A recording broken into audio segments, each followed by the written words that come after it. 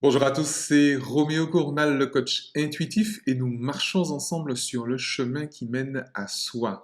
Aujourd'hui, comment gérer la crise?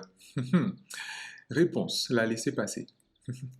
Les temps que nous sommes en train de vivre en ce moment ne sont pas des temps de crise. Traditionnellement, lorsque l'on traverse une crise, lorsqu'on en sort particulièrement, selon un certain degré de résilience, on refait mieux sur les bases d'avant. D'accord? Ici, nous ne sommes pas dans une situation de crise, nous sommes dans ce que Marc Lévy va appeler une bifurcation, c'est-à-dire qu'effectivement, nous allons vraiment changer de cap. Mais en fait, j'irais même encore plus loin. Nous sommes dans un temps de deuil. Deuil pourquoi? Parce que le monde ancien, alors c'est curieux, mais ça fait plusieurs années que dans certains milieux, on parle du monde moderne comme du monde ancien. C'est assez curieux. Mais effectivement, c'est un monde ancien.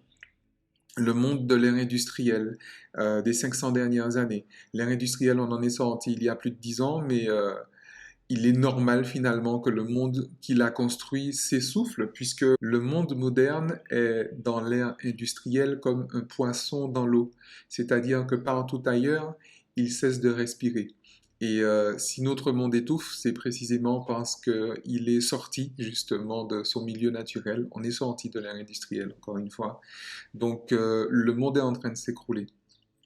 Je vous avoue que je fais partie, je suis très heureux de vous avouer que je fais partie de ceux qui, justement, vivent très bien cet effondrement. D'accord?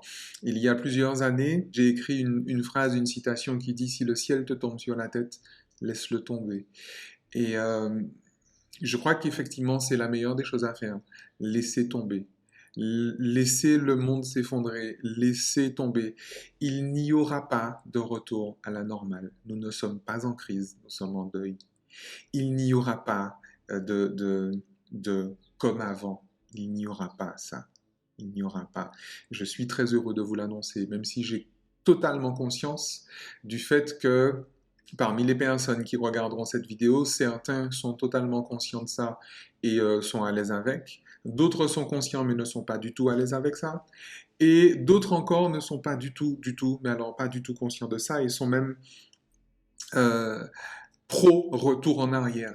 Mais il n'y a pas de retour en arrière. On est vraiment en train de changer d'air, on est vraiment en train de changer de monde, on est vraiment en train de changer de paradigme et ça fait très longtemps que beaucoup de personnes appellent ce changement de leur vœu et je fais partie de ces gens qui appellent ce changement de leur vœu.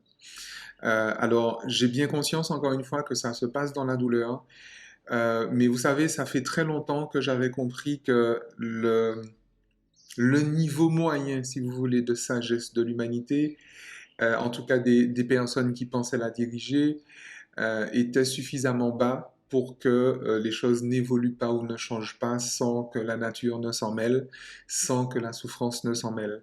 Euh, Encore une fois, ce que tu n'as pas appris par la sagesse, tu l'apprendras par un coup de pied aux fesses. Et en ce moment, l'humanité entière est en train de prendre ce coup de pied aux fesses. Donc forcément, ça fait mal, effectivement. Et certains me disent, quand je tiens ce genre de discours, ouais, mais Roméo, tu es insensible finalement à la douleur des gens. Pas du tout. Je ne suis pas du tout insensible à la douleur des gens, je suis au contraire hyper sensible. J'ai d'ailleurs lutté pendant des années contre mon hypersensibilité et il y a peu de temps que j'ai compris que c'était ma plus grande force. Je suis hyper sensible à la douleur des gens. Et vous avez dû remarquer que c'est mon métier depuis 20 ans, justement, d'accompagner la douleur des gens. J'ai commencé ce métier il y a plus de 20 ans maintenant, précisément en accompagnant des personnes en deuil. Et vous savez quoi, j'adore ça. C'est jusqu'à présent ce que j'aime le plus, en fait, dans l'accompagnement, c'est l'accompagnement au deuil. Alors, c'est vrai que je communique très peu dessus, voire quasiment jamais, parce que justement, je ne voulais pas être catalogué, en tout cas, comme un spécialiste du deuil. Mais en réalité, oui, en fait, en vrai, oui. Vivre aujourd'hui implique de faire le deuil d'hier. Et ça, à chaque jour. D'accord? C'est même pas une métaphore que je suis en train de vous dire là. C'est même pas de la rhétorique que je suis en train de faire là. C'est véritablement ça. Donc, effectivement, je suis complètement sensible. Je suis même hyper sensible aux douleurs des personnes. Et c'est peut-être parce que ça fait 20 ans que j'accompagne la douleur des humains que ça a développé chez moi cette antifragilité. Je sais ce que c'est de perdre un proche. J'ai perdu il y a peu mon père dans des conditions atroces, mais atroces. J'ai traversé l'enfer de part en part. Je sais de quoi je parle. Il y a la vie d'avant, il y a la vie d'après. D'accord? Et c'est pour ça que je vous dis qu'on n'est pas en crise, on est en deuil. Donc, plus tôt vous le saurez, plus tôt vous en sortirez. Et plus vous serez résilient là-dessus. Donc, je sais bien que on a effectivement tendance à céder à la panique, mais c'est exactement ce qu'il ne faut pas faire. C'est exactement la réponse à ne pas donner. La réponse à ne pas donner, c'est la réponse de stress. Donc, je vais publier justement une vidéo que j'ai appelée le kit d'urgence de gestion des émotions, un guide pratique de gestion des émotions d'urgence. Mais c'est véritablement ça. Ne respirez, respirez lentement, respirez amplement. Préservez-vous du stress, préservez-vous des journaux, des informations en continu. Le temps est suffisamment anxiogène pour que vous ne rajoutiez pas d'anxiété dessus. En faisant ça, vous êtes en train de stimuler votre système nerveux sympathique, votre système nerveux autonome et justement la partie de votre système nerveux autonome qu'on appelle le système nerveux sympathique, et il n'est pas sympa du tout, hein, puisqu'il gère la réponse de stress. Et c'est précisément ça qui a affaibli votre métabolisme, c'est précisément ça qui a affaibli vos défenses immunitaires, c'est précisément ça qui acidifie votre corps, c'est précisément ça qui augmente l'inflammation dans votre corps, c'est précisément ça qui vous rend fragile. D'accord? Donc, dans ces temps où précisément d'un point de vue purement sanitaire, on est exposé à des risques, s'il y a bien une chose précisément à préserver, c'est son système nerveux sympathique.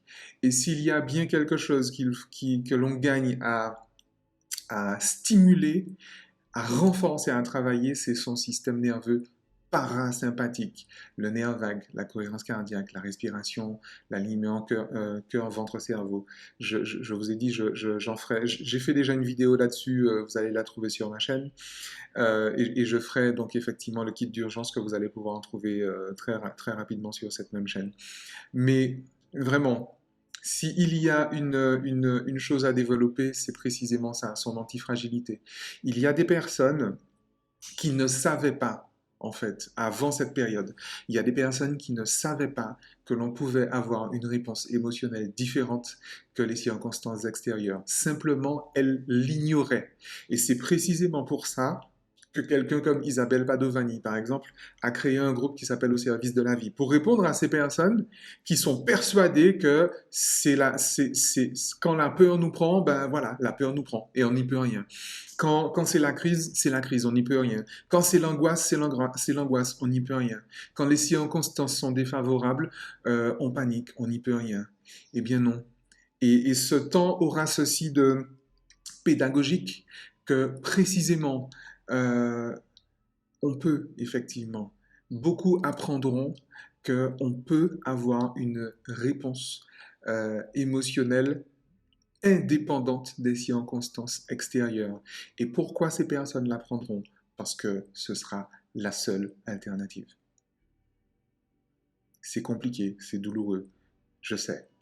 Mais en réalité, il vaut mieux savoir qu'ignorer. D'accord? Il vaut mieux aujourd'hui savoir pour le monde de demain comment on fait un bon usage de son âme. Il vaut mieux ça.